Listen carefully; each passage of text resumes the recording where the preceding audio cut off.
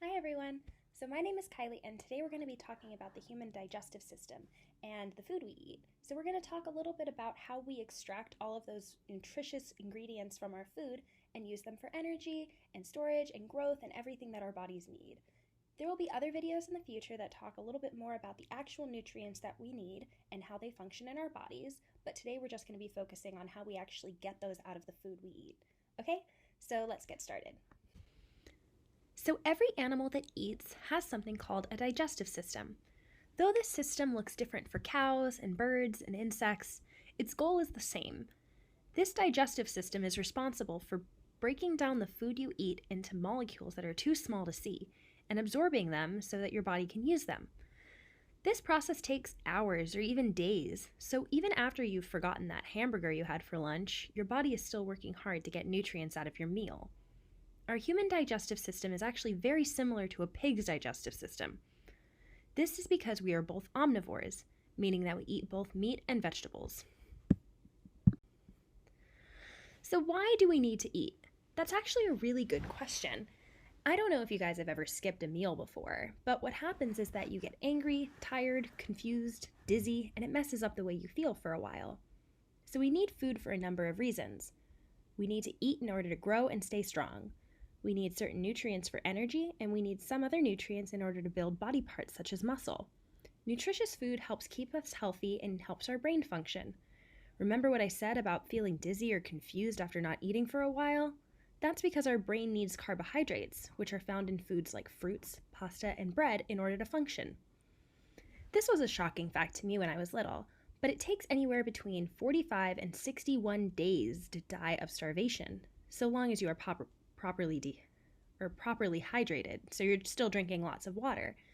This was a lot longer than I ever expected, and the reason behind this is because you store the nutrients from past meals in your body so they can be used when you need them. I still recommend that you eat 3 meals a day, but if you're really hungry and dinner is taking a while, you're not going to die, I promise. In comparison, it takes about 10 days to die of dehydration, so if you stop drinking water, that's a lot shorter than food. This is because your body uses water very quickly and it can only store it for so long. So let's take a minute and talk about what is in the food we eat. Our food is made up of molecules, and certain types of molecules are used for different things. A big part of our diet is carbohydrates, or sugars. These are broken down in a process called cellular respiration and made into energy for our bodies. Carbohydrates are found in fruits, beans, pasta, bread, and rice, along with a lot of other types of food. Lipids are also known as fats. For a long time, people thought eating fat was bad for you, but it turns out that our bodies need fat to function. We use fats for long-term energy storage, production of something called hormones, which are small chemical messengers in your body, insulation, and cell membrane structure. Lipids are found in avocados, fish, cheese, nuts, and yogurt. We also have protein in our diet, which gives us molecules called amino acids. These amino acids are used to make protein within our bodies. Proteins are found everywhere: our hair, nails, skin, and in our cells. We find amino acids in meat, eggs, and tofu. The last one I'm going to mention is vitamins and minerals. Vitamins are small molecules in our body that our bodies use to make certain tissues and cells. We need certain vitamins to see, like vitamin A that's found in carrots, and others to make sure that our immune systems are nice and healthy, like vitamin C. Our immune systems help fight infections and keep us healthy, so these vitamins are really important. Minerals in our food, like iron, keep our blood healthy, and calcium helps keep our bones strong. So all of those things are in the food we eat. But how do you actually get those nutrients from your food into your body? It's a lot more complicated than you might think. We have to break our food down a lot and absorb the carbohydrates, amino acids, lipids, and vitamins. We have many organs in our body that help us digest our food. It absorbs what we need and gets rid of the stuff we don't need in the form of poop or feces. Each organ in this system has a specific job, and we're going to talk about that now. So we're going to talk about the main organs of the digestive system.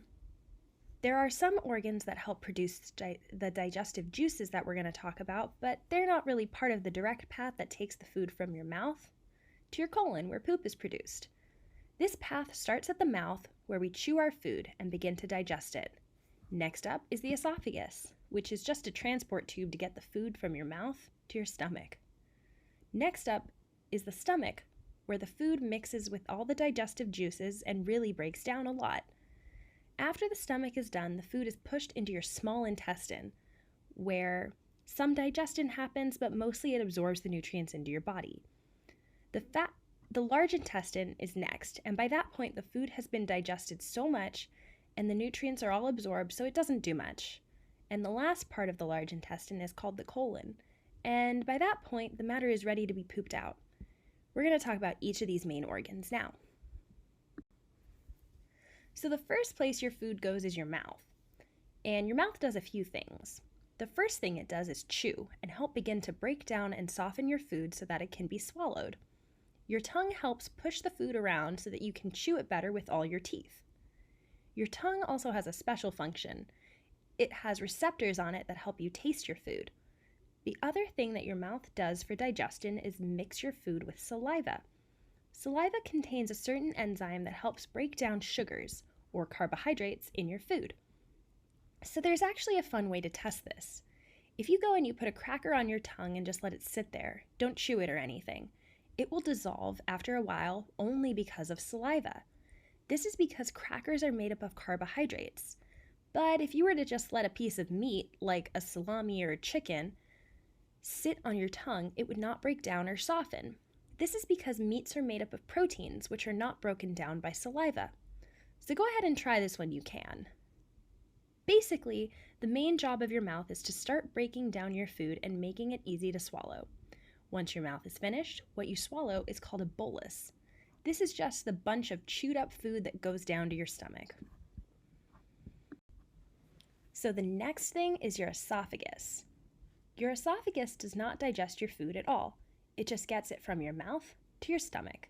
And it's about 10 inches long, and it only takes about 2 or 3 seconds to get from your mouth to your stomach. The muscles in the esophagus help move the food downward. I like to think of it like a tube of Go-Gurt or an ice pop. You push the food down to empty the tube. This is very similar to how the esophagus does its job. The esophagus has coverings at the top and at the bottom. The top covering is really important, and it's called the epiglottis. This flap helps cover your trachea, which is where your air goes when you breathe. This helps prevent you from swallowing food into your lungs.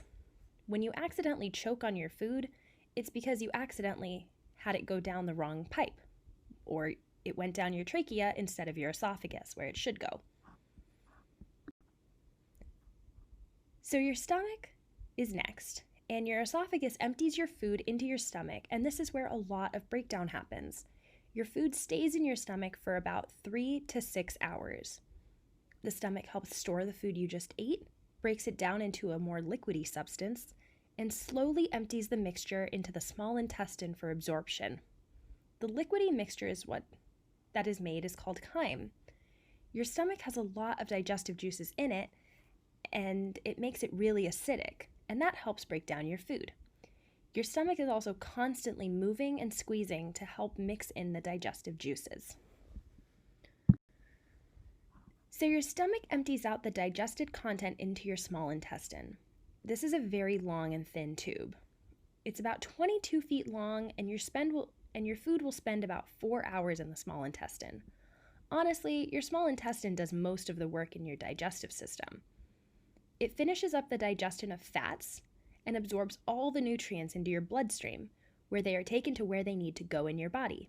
It absorbs all the vitamins, minerals, amino acids, carbohydrates, and fats. It has a really big job in your body, but don't worry, it does have some help from many different organs like your gallbladder, liver, and pancreas. These organs help produce the juices to break down your food even more. So by the time your food reaches the end of your long intestine, it's a thin and watery mixture. So the last big organ in our digestive system is called the large intestine. It's a bigger tube than your small intestine, but it's a lot shorter. It's only about 5 feet long. And honestly, it does not do much. but bacteria that live in your gut can help ferment and digest your food even more. This is what produces gas in your intestine. It takes a long time for the food to pass through the large intestine, like up to 40 hours long. The last part of your colon absorbs the water and remaining minerals in the mixture. This is why your poop is solid. The rectum is not part of your small intestine, and it's the last place in the digestive tract. The solid waste stays there until you go to the bathroom. So let's summarize what we've talked about. Your food gives you energy, vitamins, and things to build what makes you, you. The food you eat must be broken down so that it can be absorbed into your bloodstream, and this is done by a number of different organs in your digestive system. After all the nutrients and useful molecules have been absorbed, you go to the bathroom and get rid of the waste and things that your body can't use in the form of poop. So this is why your doctor asks you about your poop when you go for your checkup. How your poop looks and how solid it is tells us how your digestive system is working. Sometimes people's digestive systems can't absorb the right nutrients, or maybe they can't break them down correctly. Your digestive system tells us a lot about your overall health, especially when you're a kid. So here is just a list of sources of where I got a lot of my information and pictures. So underneath this video, there is a list of links to some coloring activities where you can color in all of the digestive organs that we talked about today, and probably get a better feel for where they are in the body and how they connect. And I want you guys to kind of think about what is happening in each one that we talked about, And I really hope that you guys have a greater appreciation for how much work your body does to extract all of those good nutrients from your food. I know that I was pretty amazed when I was little about just how much work goes into that. And so again, I really hope you guys enjoy this video. I had a lot of fun making it, and I thank you for watching. So see you guys later. Bye.